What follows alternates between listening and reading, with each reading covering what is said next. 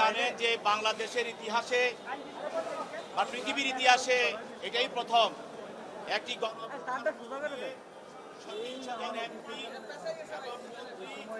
তাদের পরিবার এবং তাদের নাতি পুতি 80 জন আজকে পলাতক। তার মধ্যে একজন হলো হাজী সেলিম, তার দুইবার লালবাগের এমপি ছিল, এর পরবর্তী তার ছেলে এমপি, তার পুরো পরিবার, তার আত্মীয় স্বজন তারা পলাতক। এর কারণ এই হাজী সেলিম লালবাগ এলাকায় দুইবার অবৈধভাবে পার্লামেন্টে ভোট চুরি করে নির্বাচিত হয়েছিল এবং সে ওই এলাকায় একটি সেলিমাবাদ কায়েম করেছিল। শ্রীলঙ্কা আবারও রপ্তানিতে শীর্ষে। সেখানে সে সরকারি জমি দখল, সাধারণ মানুষের মার্কেট দখল এবং সেখানে মার্কেট করেছে এবং বহু মানুষের জীবিকা সে গ্রাস করে নিয়েছে, মানুষের সম্পদ দখল করেছে, মানুষের মার্কেট দখল করেছে, মানুষের ব্যবসা প্রতিষ্ঠান দখল করেছে।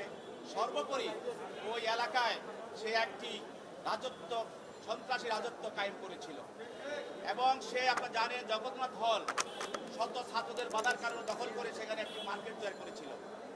এক কথায় বলতে গেলে গত 15 বছর এই লালবাগ এলাকায় এবং অত্র এলাকায় তার সংসদীয় এলাকায় একটি সন্ত্রাসের দখলত্বের রাজত্ব কায়েম করেছিল।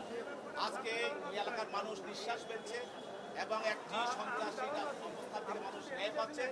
তাই আপনারা জানেন যে ছাত্র এবং জনতার আন্দোলন, কোটা বিরোধী আন্দোলনের সময় আওয়ামী লীগের পক্ষ থেকে তার নেতা কর্মী এবং সাবেক এমপিদেরকে নির্দেশ দেওয়া হয়েছিল যে আন্দোলনকে থামানোর জন্য, এই আন্দোলনকে স্তব্ধ করে দেওয়ার জন্য।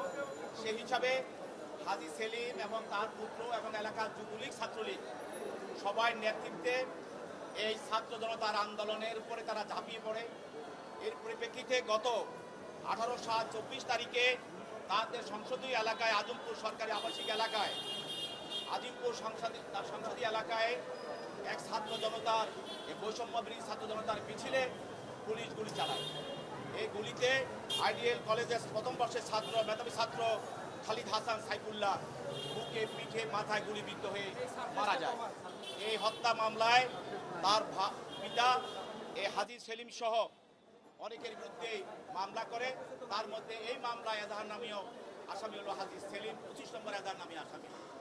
এই মামলায় তদন্তকারী কর্মকর্তা এই তদন্তকালে এই আসামির বিরুদ্ধে এই মামলার সঙ্গে জড়িত থাকার সুনির্দিষ্ট অভিযোগ পায় এবং আরও ঘটনা, এই ঘটনার সঙ্গে আরও কারা জড়িত এবং কীভাবে সাইফুল্লাহ হত্যা হলো এবং এর সঙ্গে পিছনে পরিকল্পনা, সহায়তা এবং ষড়যন্ত্রে কারা জড়িত, এই বিষয়গুলি উদ্ঘাটন করার জন্য তাকে আরও জিজ্ঞাসাবাদ করা প্রয়োজন।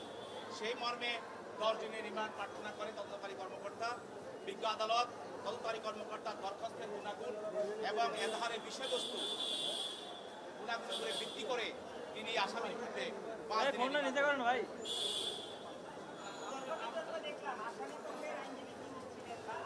আসামি পক্ষের আইনজীবী বলছেন যে মামলার ভিতরে বলা আছে সে গুলি করে নাই, পুলিশ গুলি করেছে।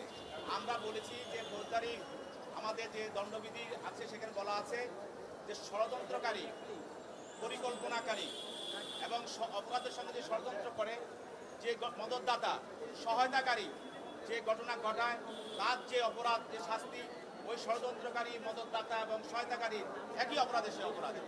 সেই হিসাবে এই হাজী সেলিম এই হত্যার সঙ্গে আরও অন্য নেতা নামে যারা তাদের হত্যার সঙ্গে, ষড়যন্ত্রের সঙ্গে তারা জড়িত, মদতদাতা, সহায়তাকারী এবং পরিকল্পনাকারী।